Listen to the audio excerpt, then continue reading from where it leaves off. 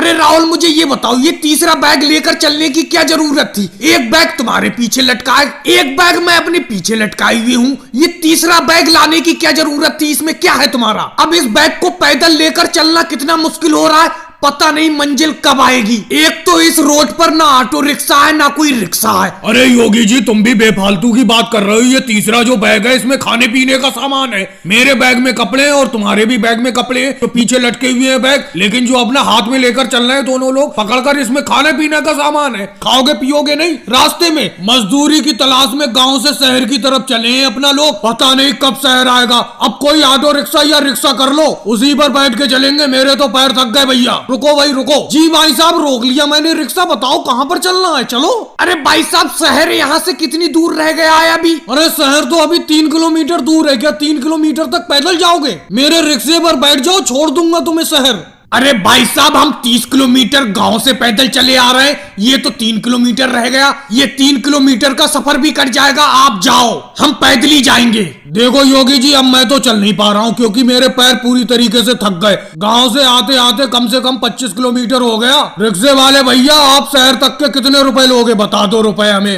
अरे मैं कोई आपसे घर बार थोड़ी ले लूंगा, सिर्फ 50 रुपए एक आदमी के। आ जाओ बैठ जाओ जितने भी बैठना चाहते हो। अरे भाई साहब पैसे कुछ ज्यादा ना मांग रहे हो? 50 रुपए सवारी बहुत ज्यादा हो गए, आप 20 रुपए सवारी लो। और एक बात और, हम 5 लोगों को इकट्ठा बैठा लोगे रिक्शे पर अपने? देखो भाई साहब पैसे तो मैं उतने ही लूंगा, 50 रुपए एक आदमी के, यानी कि 50 रुपए सवारी। और रही बैठाने की बात, आप तो 5 लोग हो, मैं अपने रिक्शे पर 10-10 लोग एक साथ बैठाता हूँ। अरे योगी जी बैठ जाते हैं रिक्शे पर, क्योंकि चलते चलते अपना लोग थक जाओगे तो शहर जाकर मजदूरी क्या करोगे? कम से कम मजदूरी के लिए थकान बचाकर रखो। ऐसा है भाई साहब मैं आपसे ज्यादा नहीं कहूंगा। आप 50 रुपए एक आदमी के मांग रहे, मैं 40 रुपए आदमी कहता हूँ। 40 रुपए सवारी के हिसाब से बैठा लो हमें। आप ज्यादा कहो या कम कहो मुझे कोई मतलब नहीं, मैं लूंगा तो 50 रुपए सवारी। बैठना है बैठो, नहीं बैठना है कोई बात नहीं। अरे मोदी जी कैसे हाथ पे हाथ धरे बैठी हो? खाओ खाओ जल्दी खाओ। अरे मैंने तुम्हारे लिए दम आलू पकाए हैं, जल्दी खाओ। अरे अखिलेश तुम भी नहीं खा रहे हो, सिर्फ मेरा बेटा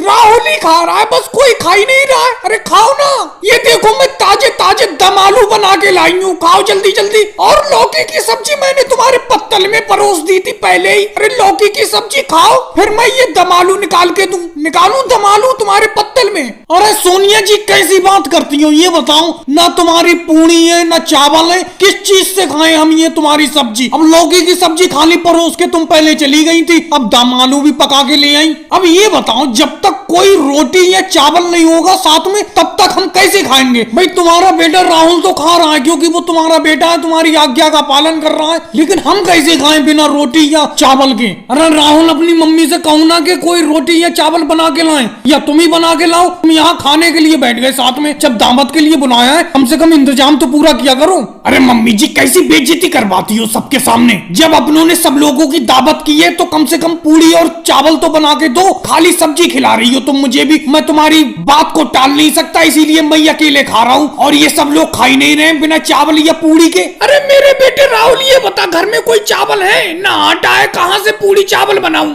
मोदी जी यही खाली सब्जी सब्जी खा लो, समझे? दम आलू बहुत बढ़िया बनाए, इसी को खा लो। अरे सोनिया जी सोनिया जी सोनिया जी। हाँ बोलो अखिलेश क्या बात है, क्यों चुप के बोल रहे हो? अरे सोनिया जी हल्के हल्के इसलिए बोल रहा हूँ क्योंकि बिना चावल या पूरी के मेरा पेट नहीं भरता। कल के बचे बचाए हो बोझ दे दो मुझे। माना कि आज तुमने पूरी और चावल नहीं बनाए, लेकिन कल के घर में बचे बचाए होंगे, बोझ दे दो मुझे, मैं बोझ खा लूंगा। अरे भाई अखिलेश घर में कोई आटा और चावल नहीं है, हमने खुद कल सब्जी खाई थी, समझे? कुछ बचा हुआ नहीं है। ये जो सब्जी है यही खाओ और आराम से घर जाओ। और मेरा वादा है तुमसे अगली बार दावत में पूरी चावल जरूर होंगे। यहीं पर रोक लो अपनी मोटरसाइकिल को, तुम मोटरसाइकिल को आगे नहीं बढ़ा सकते, यहीं पर रोक लो अपनी मोटरसाइकिल को। अरे मोदी इंस्पेक्टर जी बजाय तो बताओ क्यों रोकूं मोटरसाइकिल को? क्या बात है बताओ तो। मैं और मम्मी जी दोनों लोग केजरीवाल जी के यहाँ पर दावत खाने के लिए जा रहे हैं, उन्होंने दावत पर बुलाया है हम दोनों को। अरे राहुल मैं तुम्हें यहाँ पर रोक रहा हूँ तो कोई वजह ही तो है, तभी तो रोक रहा हूँ। रोक लो अपनी मोटरसाइकिल को यहीं पे। लेकिन मोदी सर जी एक बात बताओ, मेरे बेटे को तुम क्यों रोक रहे हो? वजह तो बताओ। हम दोनों लोग केजरीवाल जी के यहाँ पर दावत खाने के लिए जा रहे हैं। दावत का टाइम निकल जाएगा, जल्दी हमें बताओ क्या बात है, आप हमें क्यों जाने नहीं दे रहे हो आगे? सोनिया जी, राहुल, मैं तुम्हें बता रहा हूँ तुम आगे नहीं जा सकते, लेकिन तुम मेरी बात को मान नहीं रहे हो। अब अगर तुम जानना ही चाहते हो कि आगे रोड पर क्या हुआ है तो मैं बताता हूँ तुम्हें। आगे रोड पर अखिलेश नाम के ड्राइवर का एक ट्रक पलट गया है। वैसे तो किसी की जान माल का कोई नुकसान नहीं हुआ है, लेकिन उस ट्रक से पूरा का पूरा रोड बंद हो गया है, इसीलिए तुम आगे नहीं जा सकते। और बहुत तगड़ी जाम लग गई है, दोनों तरफ काफी ट्रैफिक इकट्ठा हो गया है, इसीलिए आप आगे मत जाओ। अब मम्मी जी आप ही बताओ क्या करा जाए? केजरीवाल जी ने कहा था पूरा 12 बजे खाना खाने के लिए आ जाना, लेकिन 12 तो यहीं पे बज गए और ये मोदी जी आगे नहीं बढ़ने दे रहे हैं। अब कैसे करके दावत खाने को मिलेगी? मम्मी जी आप ही बताओ। मेरे बेटे ये मोदी सर जी बता तो रहे कि एक आगे ट्रक पलट गया है जिसकी वजह से पूरा का पूरा रोड बंद हो गया है। अगर अपने लोग आगे मोटरसाइकिल ले जाएंगे फिर भी तो अपने लोगों को वापस आना पड़ेगा, क्योंकि ये बता रहे आगे बहुत तगड़ी जाम लगी हुई है। ऐसा कर मोटरसाइकिल को वापस मोड़ ले और कोई शॉर्टकट देखते हैं केजरीवाल जी के घर पर पहुंचने के लिए। सोनिया जी, एक शॉर्टकट जानता हूँ केजरीवाल जी के घर पे पहुंचने के लिए। आपकी मोटरसाइकिल आराम से वहां से निकल जाएगी। ये बराबर में अमित शाह जी का खेत है, इस खेत के बराबर में एक पतला सा पगडंडी रोड गया है, उस रोड जाना, फिर पक्का रोड आ जाएगा। फिर उसी पक्के रोड से केजरीवाल जी के घर के तरफ निकल जाना, तुम्हारी दावत भी नहीं छूटेगी। जल्दी जाकर केजरीवाल जी के यहाँ पर अच्छे अच्छे पकवान खा लो। हाँ लालू जी, ये आपने रास्ता बहुत अच्छा बताया। इसी शॉर्टकट रास्ते से केजरीवाल जी के यहाँ पर दावत खाने के लिए मैं और मम्मी जी चले जाते। पापड़ ले लो, पापड़ कुरकुरे बढ़िया बेहतरीन घर के बने हुए पापड़ ले लो भाई, ले लो, जल्दी जल्दी चले आओ लेने के लिए। लुट गए पापड़। अरे योगी जी, राहुल, अखिलेश सुबह से पता नहीं किसका मुंह देखा है, एक पापड़ नहीं बिका है। अब आवाज तो लगाना ही पड़ती है कि लुट गए। अब लुटे क्या, वहीं के वहीं पे रखे पड़े सारे के सारे पापड़। अब तुम तीनों में से भी कोई भी एक पापड़ नहीं खाना चाहता है। यहाँ बैठे बैठे तुम तीनों वक्त काट रहे हो। अखिलेश तुम ही ले लो एक आध पापड़। अरे मोदी जी, गैस बन जाती है, पापड़ खाते ही गैस बनने लगती है, क्योंकि ये तला हुआ पापड़ है तुम्हारा। तली भुनी चीजों से परहेज कर रहा हूं मैं आजकल। अरे नहीं, अब तक मैं तुम्हारी पूरी की पूरी पापड़ की टोकरी खत्म कर गया होता। भाई से मोदी जी कितने का एक पापड़ दे रहे हो? अरे राहुल, तुम्हारे लिए सस्ता ही है, वैसे 7 रुपए का एक पापड़ बेच रहा हूँ, तुम्हें 5 रुपए का लगा दूंगा। अरे मोदी जी, जेब में तो 2.5 रुपए पड़े हैं, अगर 2.5 रुपए का दो तो बताओ। अरे राहुल, 2.5 रुपए भी क्यों खर्च करती हो? 2.5 रुपए अपनी ऐसी जेब में रखे रहो। अरे राहुल, तुम भी अजीब बात करती हो। 7 रुपए का पापड़ मोदी जी ने तुम्हें 5 रुपए में बता दिया और ऊपर से तुम 2.5 रुपए दिखा रहे हो, ये कोई बात हुई? वैसे मोदी जी 3 रुपए तो मेरे भी पास पड़े, 3 रुपए का एक पापड़ दे दो। अरे योगी जी, तुम भी राहुल की तरह सौदाबाजी करने लगे। 5 रुपए का पापड़ लगेगा, एक रेट का देता हूँ मैं। अरे योगी जी, राहुल, अखिलेश, ये कुरकुर की आवाज कहाँ से आ रही है? ये कुरकुर क्या बोल रहा है, समझ में नहीं आता। अरे मोदी जी, कुरकुर की आवाज आएगी नहीं, तुम अपनी टोकरी की तरफ देखो, टोकरी में से एक पापड़ का एक टुकड़ा टूटा हुआ है। मुझे लगता है अखिलेश और राहुल ये तोड़ के खा गए चुपके से। अब इन दोनों में से किसी ने खाया है तुम्हारे पापड़ का टुकड़ा। पहली बात, तुम टोकरी इनके पास में रखते क्यों हो? पापड़ की टोकरी को दूसरी तरफ रखो। राहुल, अखिलेश, मुझे ये बातें बिल्कुल पसंद नहीं आ रही हैं। तुम दोनों में से किसी ने एक टुकड़ा तोड़ के खा लिया मेरे पापड़ का। अब ये पापड़ कौन ले लेगा? अगर तुम्हारे पास पापड़ लेने के पैसे नहीं है तो मुझसे उधार ले लेते। एक तो सुबह से पैसी पौनी नहीं हुई है, ऊपर से तुम चुपके से तोड़ के खा रहे हो पापड़, ये कोई बात हुई? ये बात बिल्कुल पसंद नहीं आई मुझे। क्या करें मोदी जी, शहर की तरफ चले? यहाँ गांव में तो कोई काम बचा नहीं, मुझे लगता है शहर में जाना ही पड़ेगा। अब चलने को केजरीवाल चलते हैं, लेकिन पिछले हफ्ते मैं एक शहर में भी गया था, शहर में भी कोई काम नहीं है, वहाँ पर भी बेरोजगारी है। असल में ये सर्दी के मौसम में बेरोजगारी हो ही जाती है। थोड़े दिन की बात और है, सर्दी का मौसम निकलने दो, फिर रोजगार होगा। अरे मोदी जी, कब सर्दी निकलेगी? बार बार वापस आ जा रही है। पहले बहुत सर्दी थी, उसके बाद बीच में धूप निकलने लगी, अब फिर से भयंकर ठंड पड़ने लगी। पता नहीं सर्दी जाने के बाद बार बार लौट के आ रही है। अरे लालू जी, मैं तो रोज मजदूरी वाले कपड़े पहन कर आता हूँ, हल्के, बिना स्वेटर के, और किसी भी दिन रोजगार नहीं मिलता है। और वैसी जी, तुम बड़ा हल्की शर्ट पहन के आए हो, बिल्कुल पतली, तुम्हें ठंड नहीं लग रही है इस ठंड में? अरे अखिलेश, क्या बताऊं, तुम सही कह रहे हो। अगर सर्दी में स्वेटर वगैरह पहन के आओगे, गर्म कपड़े, अगर काम मिल गया तो काम करते वक्त जिस्म में गर्मी हो जाएगी और स्वेटर निकालना पड़ेगी। इसीलिए मैं पतली शर्ट ही पहन के आ जाता हूँ। और योगी जी तो रोज अपनी ये टब लाते हैं। अरे टब लाऊंगा नहीं उवैसी जी, क्या पता कब कौन सा काम मिल जाए, इसीलिए लोहे की टब मैं अपने साथ में लिया फिरता हूँ, क्या पता कब कौन सा काम मिल जाए। लेकिन ये सर्दी में बेरोजगारी जाने का नाम ही नहीं ले रही है। तो मोदी जी मुझे ये बताओ, इंतजार करने के अलावा और कोई रास्ता है अपने पास? और कोई रास्ता हो तो बता दो मुझे, या शहर की तरफ चले, शहर की तरफ काम मिल जाएगा। राहुल मैंने तुम्हें बताया नहीं, शहर जाने से कोई फायदा नहीं है, शहर में भी काम नहीं मिल रहा। मैं तुम्हें बार बार कह रहा हूँ लेकिन मेरी बात को सुनते नहीं हूँ। बस ये कुछ ही दिन की सर्दी बची है, सर्दी जाते ही काम मिलने लगेगा। मैं तुम्हें बता रहा हूँ लेकिन तुम मेरी बात को सुन नहीं रहे हो ध्यान से। इंतजार तो कर ही रहे मोदी जी, पूरा महीना हो गया इंतजार करते करते, और इंतजार कर लेंगे भाई, क्या करें। सर्दी भी कोई अपने हाथ में थोड़ी है जब सर्दी में काम नहीं मिल रहा है अपनों को। हाँ राहुल, तुमने अब की ना की सही बात, इंतजार करने के अलावा और कोई चारा नहीं है। इस बार की सर्दी थोड़ी लंबी हो गई, किसी साल भी इतनी सर्दी नहीं पड़ती थी, लेकिन इस साल ज्यादा सर्दी पड़ रही है। अरे लालू जी वो सब छोड़ो, थोड़ा सा कागज गत्ता वगैरह इकट्ठा करके आग जलाओ, यहीं पे सेकते हैं अपने आप को आग से। अरे मोदी जी, लालू जी, राहुल किस लिए बुलाया है तुम लोगों ने, बताओ क्या दिक्कत है? दिक्कत क्या है ये आप खुद ही देख लीजिए, अमित शाह इंस्पेक्टर जी देखिए यहाँ पर। अब मैं आपको पूरी बात बताता हूँ। सर जी मैं गाँव की बाजार में गया था कुछ सब्जी खरीदने के लिए, मैंने बाजार से कुछ सब्जी खरीदी, वहां पर मुझे एक तरबूज पसंद आ गया, मैंने तरबूज भी खरीद लिया, तरबूज को इस अपने झोले में रख लिया और झोले को पीछे लटकाए चला आ रहा था। अचानक झोला फट गया और झोले में से तरबूज कहीं पे गिर गया, मुझे पता ही नहीं चला। मैं घर आ गया और घर आकर देखा कि झोले में तो तरबूज है ही नहीं, वो सब्जी भी सारी गिर गई। फिर मैं बाजार से जिस रास्ते से आया था उस रास्ते पे फिर से गया, मैंने सोचा शायद रास्ते में कहीं तरबूज गिर गया हो, वहां पर मिल जाएगा। अचानक रास्ते में मेरी नजर पड़ी कि रास्ते में राहुल के हाथ में वही तरबूज है जो मैंने खरीदा था, और लालू जी और राहुल में आपस में तरबूज को लेकर झगड़ा हो रहा है। अब आगे की कहानी इसी राहुल से और लालू जी से पूछो। क्यों राहुल, लालू जी आपस में तुम्हारा झगड़ा क्या हो रहा था, क्या बात थी बताओ? देखो अमित शाह सर जी, मैं आपको पूरी बात बताता हूँ। मैं और राहुल बाजार की तरफ से आ रहे थे, अचानक मेरी नजर तरबूज पे पड़ी और मैंने कहा राहुल ये देखो तरबूज पड़ा है। तरबूज झपट के राहुल ने उठा लिया। अब ये तरबूज राहुल मुझे दे ही नहीं रहा है, जबकि रास्ते में पड़ा हुआ तरबूज मैंने बताया था इसे। अरे लालू जी बताया तो आपने था, उठाया किसने था इस तरबूज को? तो तरबूज पे तो हक मेरा हुआ। और राहुल ये तरबूज गिरा हुआ किसका था? मेरे झोले में से गिरा था, तरबूज तो मेरा हुआ। अरे मोदी जी वो तो आपके झोले से गिर गया, अगर हम उठाकर ले जाते रास्ते में नहीं मिलते तो आपको मिल जाता तरबूज। जब आपके झोले में से तरबूज गिर गया और हमने उठा लिया तो इस पर आपका हक थोड़ी रहा। लेकिन राहुल इस तरबूज पे मेरा तो हक है, इस तरबूज पर नजर तो मेरी पड़ी थी, मैंने तुम्हें बताया था। वो देखो तरबूज, अगर मैं तुम्हें नहीं बताता तो अपना लोग सीधे निकल जाते बिना देखे तरबूज को। अरे अमित शाह सर जी, इस तरबूज पर तो ये तीनों लोग हक जता रहे, बताओ ये तरबूज है किसका?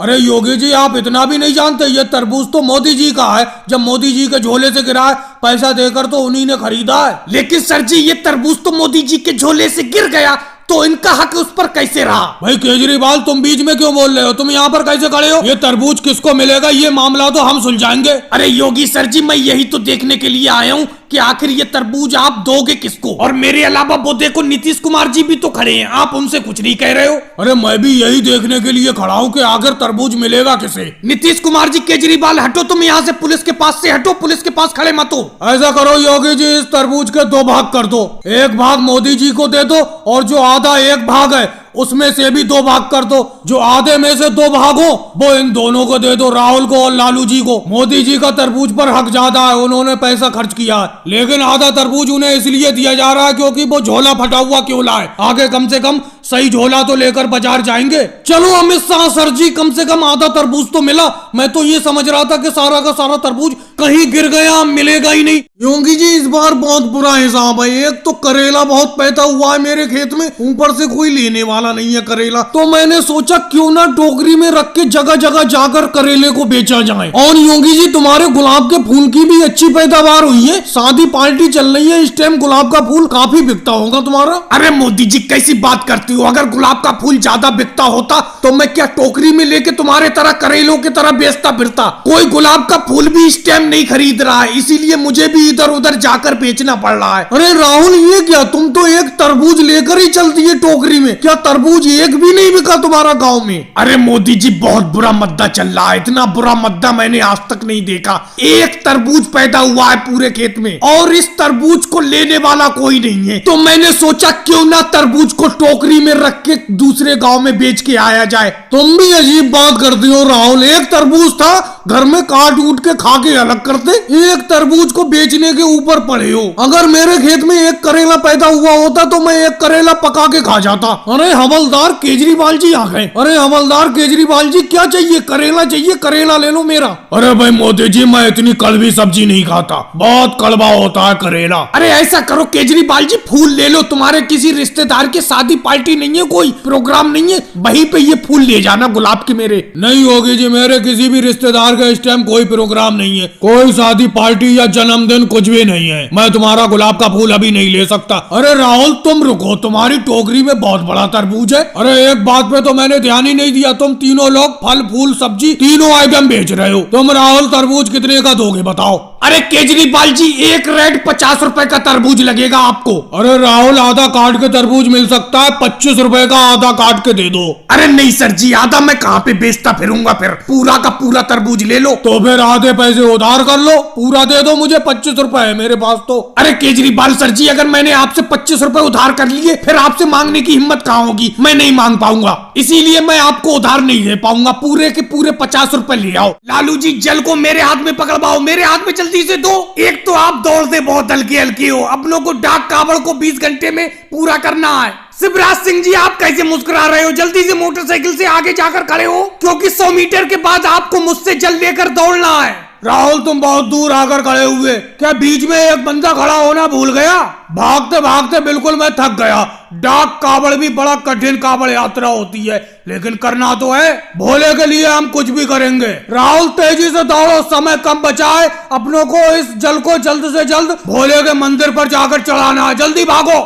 राहुल कम से कम दौड़ना तो शुरू करो तेजी से, तुम्हें मालूम होना चाहिए डाक कावड़ में रुकना बिल्कुल नहीं होता है, तेजी से दौड़ो, मैं आगे जाकर खड़ा हो रहा हूँ और इस जल को मुझे दे देना। देखो मोदी जी कितनी तेजी से अकेले दौड़े जा रहे हैं। मोदी जी इस डाक कावड़ में आपके साथ कौन कौन है? शिवराज सिंह जी मेरी इस डाक कावड़ यात्रा में मेरे साथ केजरीवाल जी, अमित शाह जी, नीतीश कुमार जी हैं। राहुल तुमने कितने घंटे में अपनी इस डाक कावड़ यात्रा को पूर्ण करने के लिए संकल्प लिया है? मोदी जी हम तो 20 घंटे में अपनी इस डाक कावड़ को पूर्ण करना चाहते हैं, आप कितने घंटे में पूर्ण करना चाहते हैं? राहुल हम तो अपनी इस डाक कावड़ यात्रा को 16 घंटे में पूर्ण करेंगे। वैसे जिस तरीके से मैं भाग रहा हूँ इससे जल्दी भी पूर्ण हो सकती है ये यात्रा। एक बार सब लोग जोर से बोलो, बम बम बोले, बम बम बोले।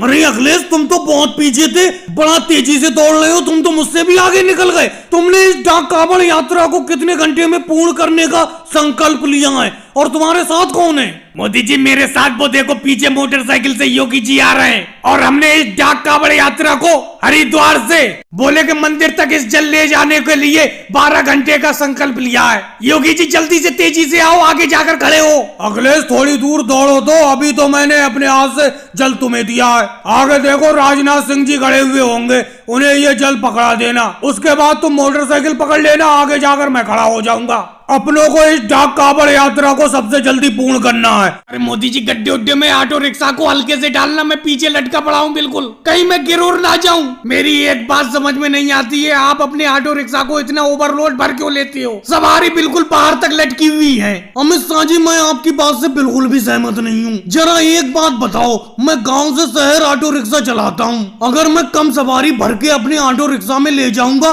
तो काम चल जाएगा? बस आप बाहर लटकी हुई सवारी से मेरी एक ही विनती रहती है, पकड़ के सही से रखना ऑटो रिक्शा को। मोदी जी हम तो सही से पकड़े हुए हैं अपने ऑटो रिक्शा को, वो देखो सामने थानेदार योगी सर जी खड़े हुए मिल रहे हैं, कहीं वो आपके ऑटो रिक्शा को ना पकड़ ले। अरे नानू जी ये कहां से सामने पड़ गए, ये तो बड़ा दिक्कत कर देंगे। कई बार मैं इनसे बचते बचाते निकलता हूँ लेकिन यही सामने आके पड़ जाते हैं। रोको मोदी जी रोको अपने ऑटो रिक्शा को, यहीं पे रोको। योगी सर जी ऑटो रिक्शा को रोक तो लिया, और कितना रोकूं? मोदी जी मुझे आपकी तलाश थी, कई दिन से मैं आपकी तलाश कर रहा था, आखिरकार आप मिल ही गए। ये बताओ मोदी जी थोड़ी बहुत सवारी और नहीं थी और बैठा लेते अपने ऑटो रिक्शा पर? नहीं होगी सर जी, और सवारी नहीं थी, और सवारी होती तो और भी बैठा लेता मैं। मोदी जी मजाक करते हो मुझसे? मजाक के मूड में बिल्कुल नहीं हूँ मैं। आप इतनी ज्यादा सवारियों को बाहर लटका के ले जाते हो, आपको बिल्कुल भी डर नहीं लगता? आपके ऑटो रिक्शा का अभी चालान काटता हूँ ओवरलोड में। मोदी जी चलाओ ना अपने ऑटो रिक्शा को, जल्दी से मुझे शहर पहुंचाओ, नहीं तो मेरी ट्रेन छूट जाएगी। अखिलेश तुम्हें अपनी ट्रेन छूटने की पड़ी है, पहले योगी जी मेरे ऑटो रिक्शा को तो छोड़े। अगर इन्होंने मेरे ऑटो रिक्शा को नहीं छोड़ा तो तुम्हारी ट्रेन वाकई में छूट जाएगी। योगी सर जी इस बार मेरा चालान मत काटो, इस बार मेरे ऑटो रिक्शा को छोड़ दो। आज के बाद मैं अपने ऑटो रिक्शा पे ओवरलोड सवारी नहीं बैठाऊंगा। मोदी जी चालान तो कटेगा ही कटेगा आपके ऑटो रिक्शा का, चाहे कुछ भी कर लो। थोड़ी बहुत सवारी होती है आपके ऑटो रिक्शा पर तो छोड़ देता। वैसे नियम के हिसाब से आप अपने ऑटो रिक्शा पे कितनी सवारी बैठा सकती हो और इस टाइम कितनी सवारी है बताओ मुझे। योगी जी मैं बताता हूँ आपको, क्योंकि मेरा भी ऑटो रिक्शा था। नियम के हिसाब से ये अपने ऑटो रिक्शा पे 5 सवारी बैठा सकते हैं और इस टाइम इनके ऑटो रिक्शा पर अंदर और बाहर कम से कम 15 सवारी हैं। राहुल तुम्हें सारा का सारा चिट्टा खोलकर योगी जी के सामने रखने की क्या जरूरत थी? अब तो ये हर हाल में चालान काट देंगे मेरे ऑटो रिक्शा का। चलो मोदी जी अच्छा ही हुआ, आज के बाद अगर आपके ऑटो रिक्शा का चालान कट जाएगा उसके बाद कम से कम आप हमें बाहर तो लटका कर नहीं लाओगे। हम पर नहीं जाएंगे, नहीं जाएंगे, नहीं जाएंगे, नहीं जाएंगे। जब तक हमारी मजदूरी नहीं बढ़ाई जाएगी तब तक हम काम पर बिल्कुल नहीं जाएंगे। अरे सांप जी आ गए।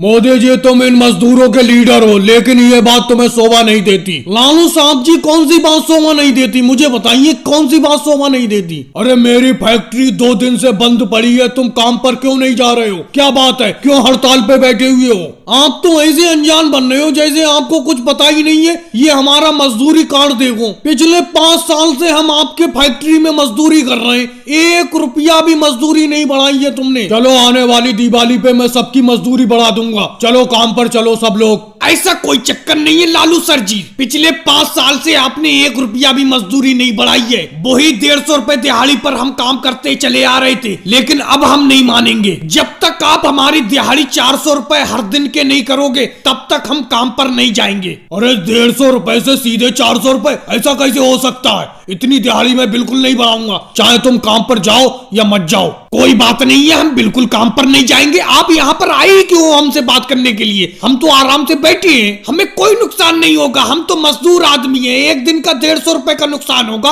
आप अपनी फैक्ट्री को देखो, एक दिन का आपको लाखों रुपए का घाटा हो रहा है। देखो मोदी जी तुम सब लोगों से आपस में बातचीत कर लो और दिन भर की एक ऐसी मजदूरी का रेट बता दो जिससे मैं भी संतुष्ट हो जाऊं, आप भी संतुष्ट हो जाओ। चलो ठीक है लालू जी, हम आपस में सलाह कर लेते हैं कि कितनी दिहाड़ी हमें चाहिए। राहुल तुम्हें क्या लगता है कितने रुपए की दिहाड़ी अपना ले लें? अभी तो फिलहाल 150 रुपए मिल रही थी, 300 रुपए सही रहेंगे? बोलो। मेरे हिसाब से मोदी जी 350 रुपए बोलो लालू जी से, तभी ये अपनों को 300 रुपए देंगे। और अगर अपना 300 बोलोगे तो ये 250 रुपए देंगे ये अपनों को मुश्किल से। हाँ मोदी जी राहुल की बात बिल्कुल सही है, 350 रुपए कह दो। मेरी भी राय 350 रुपए की है, 350 रुपए कह दो। और एक बात मोदी जी पहले कह देता हूँ, इस बार कागज पे लिखवा लेना बढ़िया तरीके से इन लालू जी से, जिस भी मजदूरी का समझौता हो अपना। चलो ठीक है, मैं 350 रुपए बोलता हूँ। लालू जी 350 रुपए में हम काम करेंगे। अब आप हमें हाँ ना में जवाब दो, ज्यादा बात नहीं करेंगे हम। चलो ठीक है, काम पे लग जाओ। 350 रुपए हर दिन के मैं दूंगा तुम्हें मजदूरी। रोको रोको मोदी जी, साइकिल रोको, अपनी साइकिल रोको रोको। अरे रोक तो ली योगी जी, रोक तो ली। बोलो क्या बात है, क्या बात है? मैं समझ रहा हूँ जो बात तुम कहना चाह रहे हो, समझ तो रहा हूँ मैं। अरे मोदी जी समझ सब रहे हो, लेकिन मेरे पैसे देने का नाम नहीं है। मेरे पैसे कब लौटाओगे तुम? अरे पूरे 6 महीने हो गए तुम्हें पैसे लिए हुए, बताओ कब लौटाओगे? कब तक इंतजार करूं मैं अपने पैसों का? अरे योगी जी मोदी जी क्या बात है, क्या बात है? क्यों बहस कर रहे हो? क्या माजरा है? हमें भी तो बताओ कुछ। और मोदी जी एक मलाई वाली जरा आइसक्रीम दे देना। अरे अखिलेश क्या बताऊं, 6 महीने पहले इन मोदी जी ने मुझसे 250 रुपए उधार लिए थे अपनी आइसक्रीम का धंधा चालू करने के लिए। अब 6 महीने हो गए, ये पैसे देने का नाम ही नहीं ले रहे हैं। इन्होंने कहा था 1 महीने में मैं पैसे दे दूंगा जब आइसक्रीम का धंधा मेरा सही चलने लगेगा। इन्होंने आइसक्रीम से कम 1000 रुपए कमा लिए, लेकिन मेरे पैसे देने का नाम ही नहीं ले रहे। अब योगी जी तुमने कह ली अपनी बात, कह ली। अब मैं बताता हूँ अखिलेश, सुनो। अरे मैंने आइसक्रीम का धंधा चालू करने के लिए इनसे 250 रुपए उधार तो लिए थे, लेकिन मेरी आइसक्रीम भी सारी की सारी उधार बैठी हुई है, सब लोगों ने उधार लिए। अब मुझे हल्के हल्के पैसे मिलते रहेंगे, इनके चुका दूंगा। इन्हें लग रहा है मैं 1000 रुपए कमा के बैठ गया। 1000 रुपए मेरे बिके जरूर हैं, लेकिन वो सब उधार फैला हुआ है। वो देखो सोनिया गांधी जी बैठी हुई है, उन पे भी मेरे 50 रुपए उधार हैं, वो भी देने का नाम नहीं ले रही हैं। और अगले मलाई वाली आइसक्रीम तो है नहीं, ऑरेंज वाली है, ऑरेंज वाली लोगे। और राहुल तुम मेरी आइसक्रीम की पेटी के पीछे क्या झांक रहे हो? क्या खोलना चाह रहे हो उसे?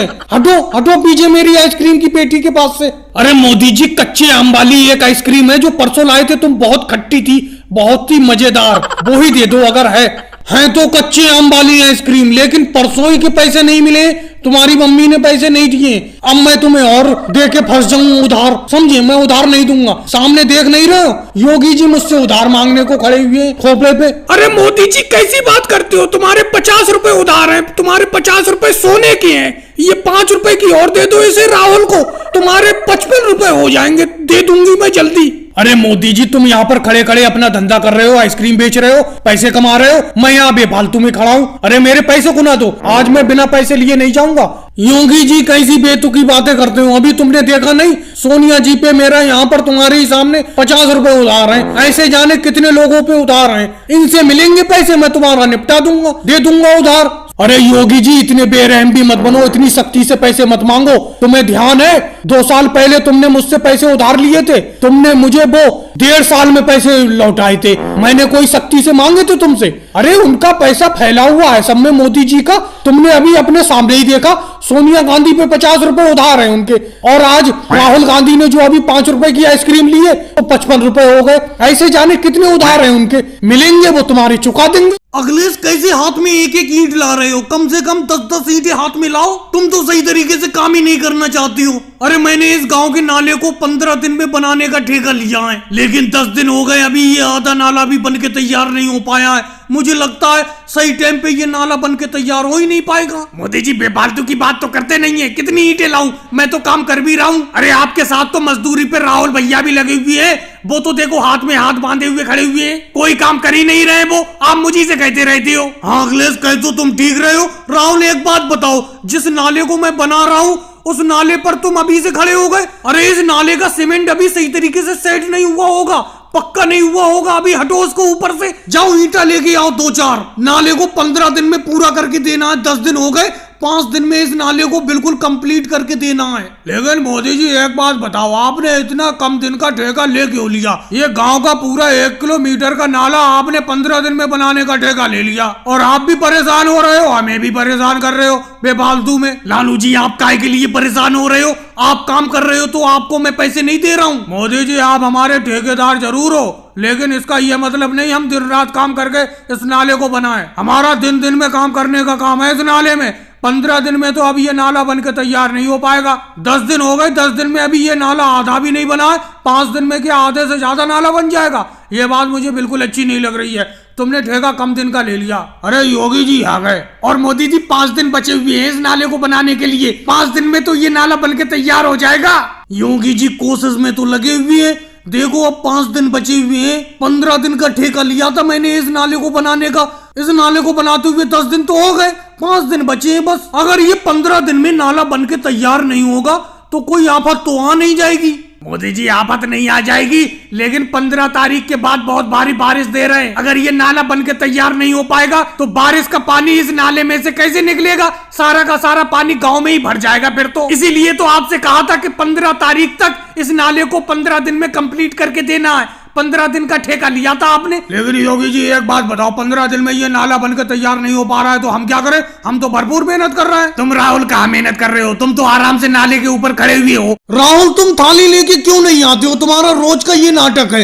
आज तो मैं तुम्हें थाली में खिला देता हूँ, लेकिन कल से अपनी थाली लेके आना कह देता हूँ मैं तुमसे। अरे क्या बताऊँ मोदी जी, मैं थाली घर से लाना भूल जाता हूँ। आज घर जाके मैं अपने स्कूल बैग में सबसे पहले थाली ही रखूंगा। वैसे राहुल, स्कूल में दाल चावल आज के बहुत अच्छे बने, लेकिन ये क्या, अपना दोनों को एक बराबर दाल चावल मिले हैं अपनी थाली में, लेकिन तुम ज्यादा खा रहे हो, मैं कम खा रहा हूँ। अरे मोदी जी मैं कहाँ ज्यादा खा रहा हूँ, आपके बराबरी तो दाल चावल खा रहा हूँ। अरे मोदी जी एक बात सुनो, ये योगी जी और अखिलेश तो बराबर वाले स्कूल में पढ़ते, ये अपने स्कूल में खाने के लिए कैसे आ गए? अरे राजनाथ सर जी आ गए। अरे योगी जी और अखिलेश तुम हमारे स्कूल में तो पढ़ते नहीं हो, तुम तो बराबर वाले स्कूल में पढ़ते हो, यहाँ पर खाना खाने कैसे आ गए? तुम्हारे स्कूल में खाना नहीं बना है? वो तो मैंने ड्रेस से पहचान लिया कि तुम्हारी ड्रेस अलग है, तभी मैं भागा भागा चला आया तुम्हारे पास। अरे राजनाथ सर जी हमारे स्कूल में खाना तो बना था, हम अंदर क्लास में ही बैठे रह गए, मैं और अखिलेश। जब हम बाहर आए तब तक स्टूडेंट सारा खाना खा चुके थे, तो हमने सोचा कि आपके स्कूल में खाना इस टाइम खिलाया जाता होगा, वहीं पर खाना खाती। लेकिन योगी जी हमारे स्कूल में खाना नाप तोल कर बनता है, जितने स्टूडेंट आते उतना ही हम खाना बनाते। अब तुम 2 लोग बाहर से बढ़ गए हमारे स्कूल में, तो हमारे स्कूल में खाना कम नहीं पड़ जाएगा? अरे ये बात तो आप बिल्कुल सही कह रहे हो राजनाथ सर जी, हम आज आपके स्कूल में खाना खा लेते हैं, आज के बाद फिर नहीं खाएंगे। चलो कोई बात नहीं है, आज खाना खा लो, लेकिन कल से ध्यान रखना। और वैसे हमारे स्कूल के खाने में कोई दिक्कत तो नहीं है किसी को? मुझे दिक्कत है राजनाथ सर जी। क्या दिक्कत है लालू जी, तुम्हें बोलो। अरे आप स्कूल में इतना कम खाना बनवाते हैं कि हम आधे भूखे रह जाते, आधा ही पेट भर पाता है हमारा, खाना थोड़ा ज्यादा बनवाओ। अरे लालू जी अगर खाना थोड़ा ज्यादा बनवा लेते हैं हम तो बच जाता है, खराब होता है, तो इसीलिए हम खाना थोड़ा कम बनवाते हैं जिससे कि बचे नहीं। अरे राजनाथ सर जी लालू जी बिल्कुल सही कह रहे हैं, तो इतना भी कम खाना मत बनवाओ जिससे कि हम भूखे रह जाएं, इसीलिए स्कूल का खाना थोड़ा ज्यादा बनवाओ। चलो कोई बात नहीं है, कल से स्कूल में तुम्हें ज्यादा खाना मिलेगा।